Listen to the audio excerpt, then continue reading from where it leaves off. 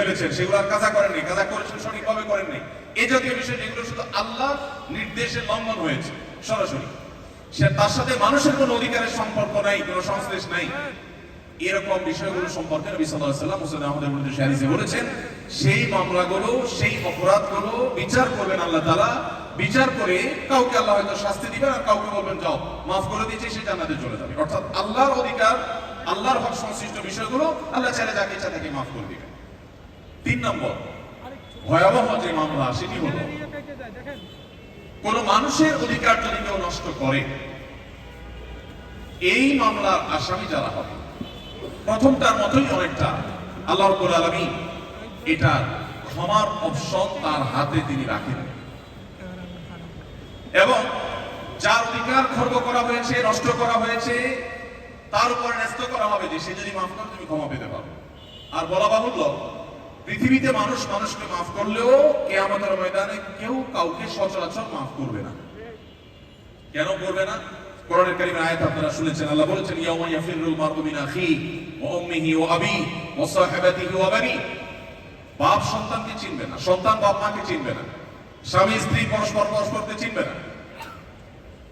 ভয়াবহতা কি হতে পারে আমরা হয়তো অনুমান করতে পারছি না, আলমুল গায়বের বিষয়। পৃথিবীতে আমরা বসবাস করি, মহাশূন্যের অনেক কিছু আমরা আমাদের কাছে স্বপ্নের মতো মনে হয়। তাহলে যে মহাশূন্য মানুষের নাগালের মধ্যে, সেটা যদি আমার কাছে স্বপ্নের মতো মনে হয়, তাহলে যেটা মানুষের নাগালের বাইরের জগৎ, অদৃশ্যের জগৎ, আলমুল গায়ব কোরআনের ভাষায়, সেটা আমাদের ধারণা, আমাদের কল্পনার চাইতে কত ঊর্ধ্বে, কত ভিন্নতর, সেটা বোঝার জন্য শুধুমাত্র আল্লাহ রাব্বুল আলামিনের অসীম ক্ষমতা সম্পর্কে ঈমান থাকে যথেষ্ট।